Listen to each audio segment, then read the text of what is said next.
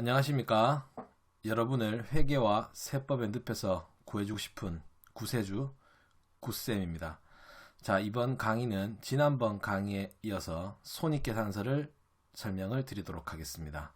지난 시간에 배웠던 강의 내용을 잠시 정리 좀 하겠습니다.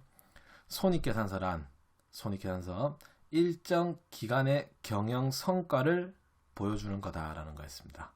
여기서 일정 기간이라 하면 가장 많은 기간인 회계 기간을 말하는 거고요. 그 다음에 경영 성과, 수익과 비용을 나타내 주시면 된다. 여기서 수익과 비용은 돈 지급하고 받았는 기준이 아니라 발생한 기준이라고 말씀을 드렸습니다. 자, 그 다음 손익계산서는 차변의 비용, 대변의 수익을 기록하게 되어 있다 라는 거 알아두시고, 그 다음에 손익계산서에 대한 등식이 두 가지가 있었죠.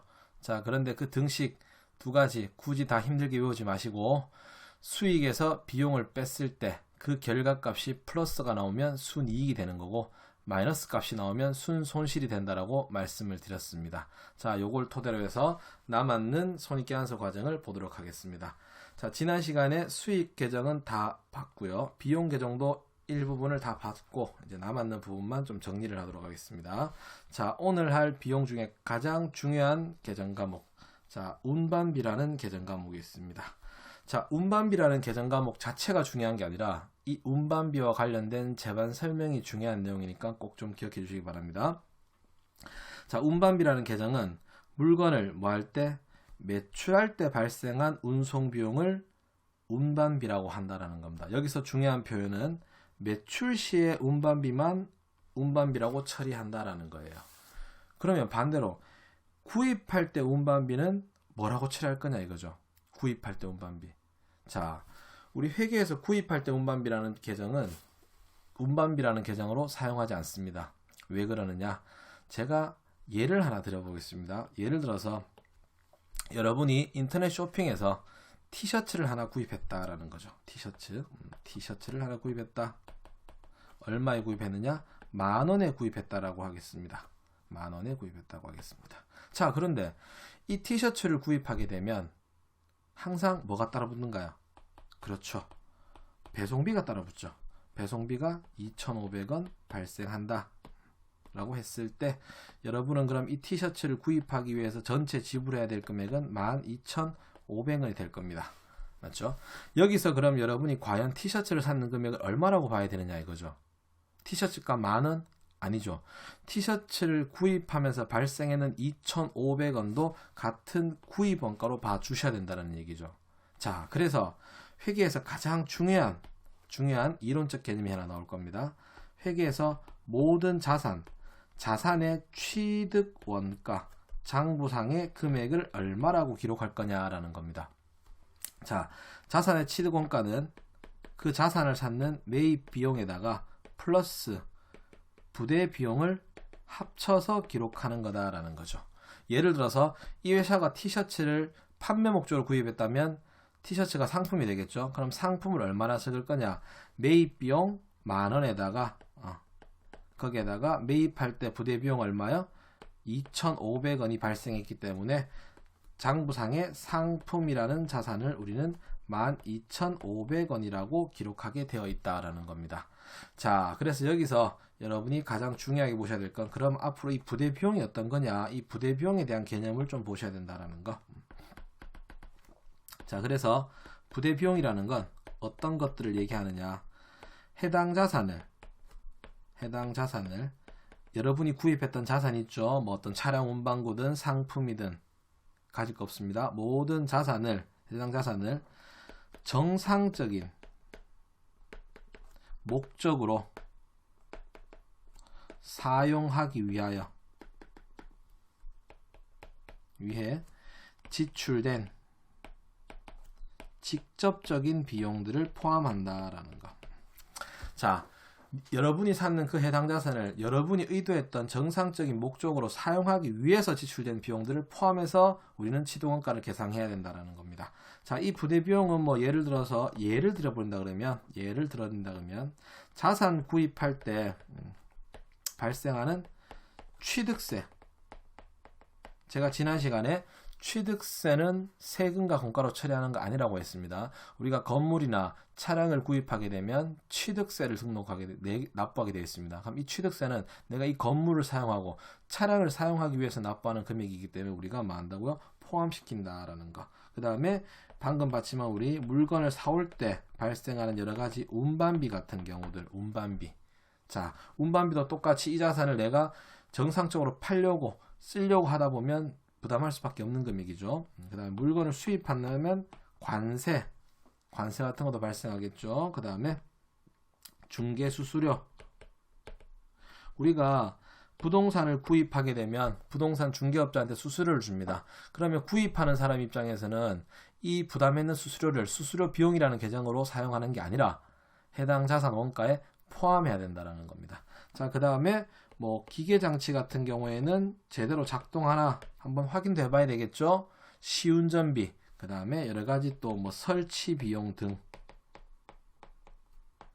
자, 제가 일일이 다 나열할 수는 없겠지만 이렇게 어떤 자산을 사용하기 위해서 어쩔 수 없이 부담해야 되는 이런 각종 비용들은 우리가 비용으로 처리하지 않고 해당 자산 원가에 포함시킨다라는 거 알아두시기 바랍니다. 그래서 우리가 이 비용 운반비 계정에서 제가 설명드리고 싶은 것은 이 자산이라는 부분의 취득 원가를 계산할 때 우리는 샀는 매입 비용만 계산하는 게 아니라 직접적으로 사용된 이 부대 비용까지 포함해서 해당 자산의 원가에 산입해야 된다는 거 잊지 마시기 바랍니다. 방금 말씀드린 이 부대 비용이라는 개념이 앞으로 회계에서 되게 중요한 내용이 될 겁니다. 꼭 기억해 주시기 바랍니다. 요거. 자, 그 다음에 나머지 계정 과목들 본다면 자, 도서 인쇄비라는 계정 과목이 있습니다. 도서 인쇄비. 도서, 책을 말하는 거겠죠. 근데 중요한 거는 무슨 책? 회사 업무용으로 사용할 책. 그 다음에 신문 대금, 인쇄 비용, 직원 명함이나 회사 도장, 직인이죠. 사진 인화 등에 대한 비용이다라는 거 알아두시기 바랍니다.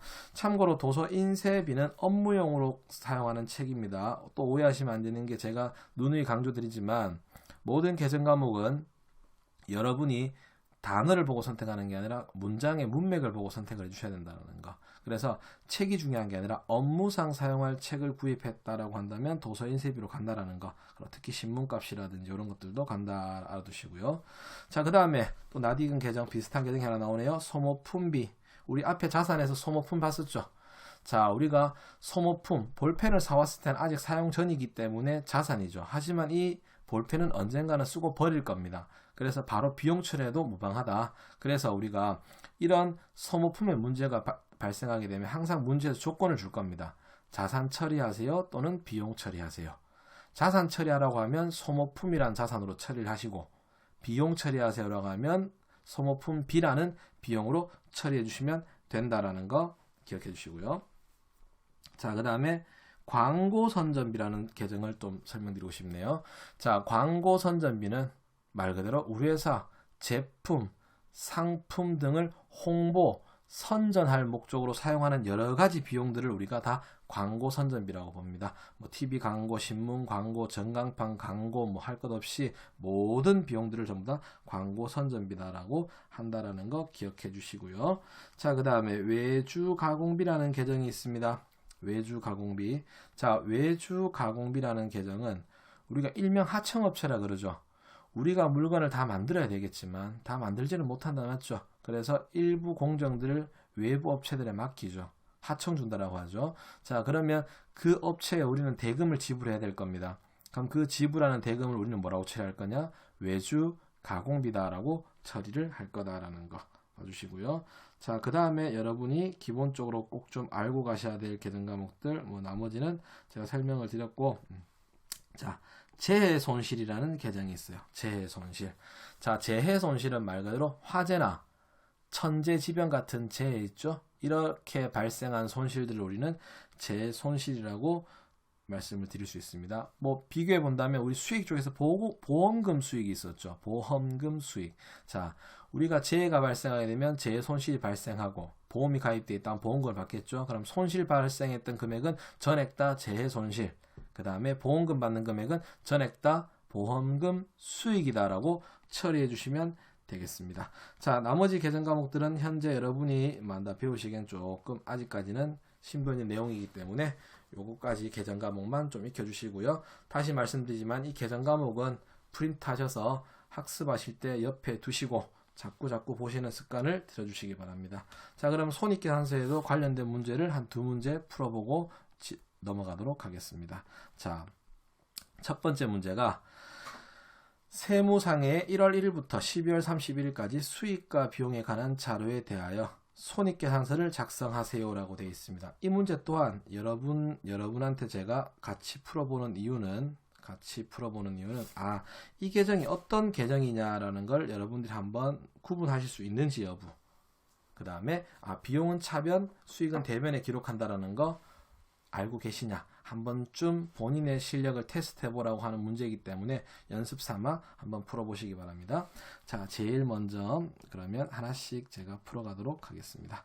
자, 나오는 계정 통신비라는 계정이 나오네요. 자, 통신비라는 계정은 비용이었으니까 어느 변에 적을까요? 네, 차변에다가 통신비 3만원 이렇게. 자, 그 다음에 두 번째 계정 세금과 공가라고 나옵니다. 세금과 공가 비용이죠. 차변에 세금과 공가.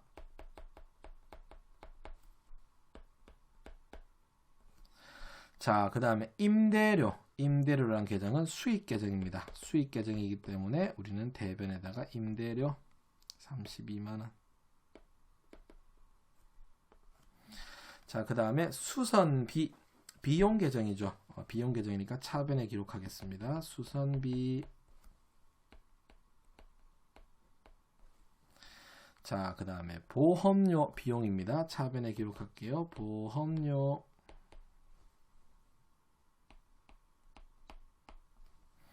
자, 그 다음 수도 강렬비도 비용이죠. 차변에 기록하겠습니다. 수도 강렬비.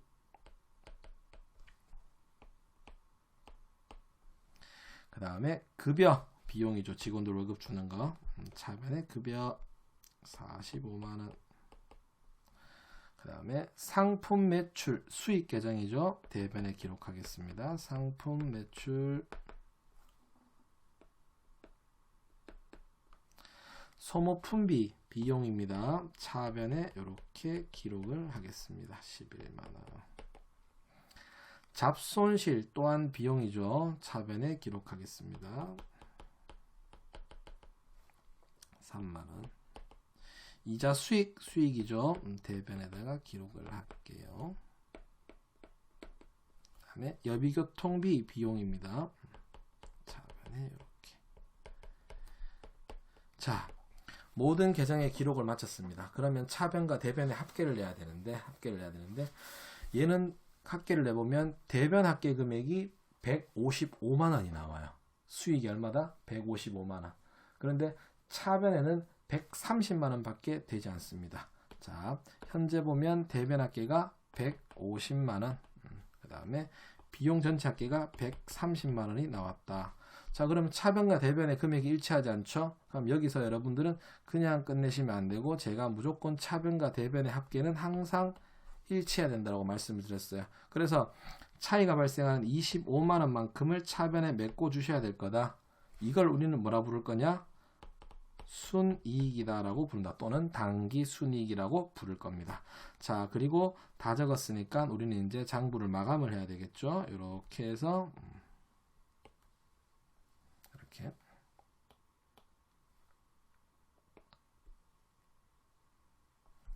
해서 자, 금액이 얼마냐?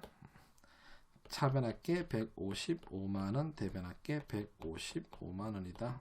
그리고 제가 장부가 완전히 끝났을 때는 이렇게 두 줄을 꺼서 마감 짓는다라고 말씀을 드렸습니다.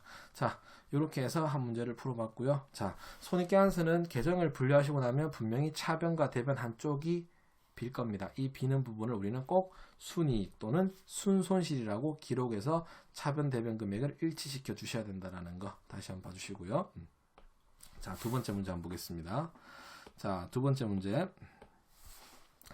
자, 두 번째 문제 또한 우리가 계정 과목별로 분류해 보게 되면 이자 수익이기 때문에 대변, 그 다음에 소모품비 비용이기 때문에 차변, 보험료 비용이죠. 차변. 잡손실 비용이니까 차변. 세금과 공과 차변입니다. 비용이죠. 임차료 비용입니다. 기부금 비용이니까 차변이겠죠. 상품 매출 수익입니다. 대변에다가 이렇게 상품 매출. 급여 차변입니다. 그 다음 수도 강렬비 비용이니까 차변.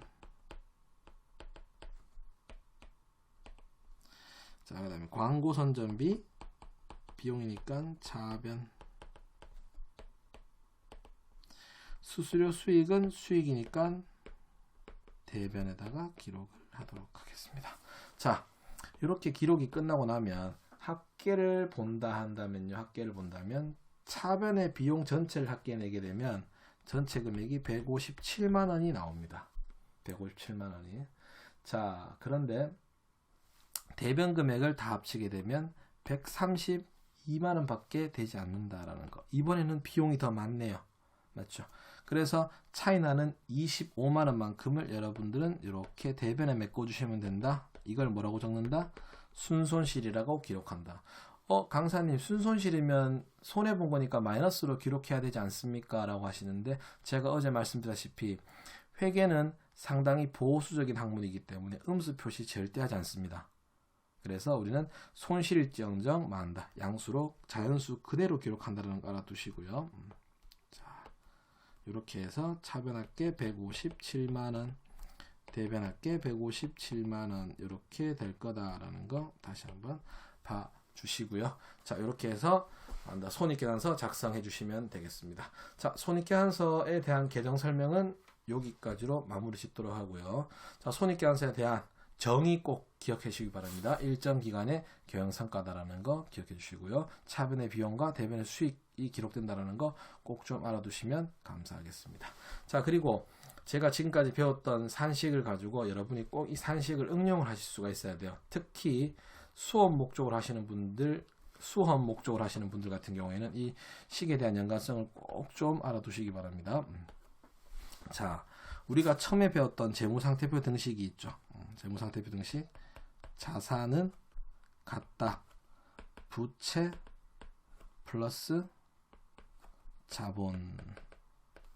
맞죠? 그럼 여기에서 만약 이 자산이 기초자산이었다면 부채도 기초부채와 기초자본이 돼야 되겠죠. 왜? 재무상태표는 일정 시점에 대한 자료를 보여준다고 했기 때문에.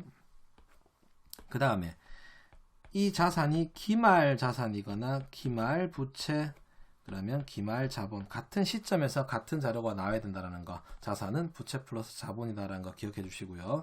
자, 그 다음에 어제 배웠던 손익계산서 총수익에서 총비용을 차감하게 된다면 이 결과값이 플러스 값은 뭐가 된다? 순이익이 될 거고, 마이너스 값은 손실이 될 거다라는 거 기억을 해 주셔야 된다라는 거. 자, 그 다음에 추가로 제가 하나 더 말씀드리겠습니다.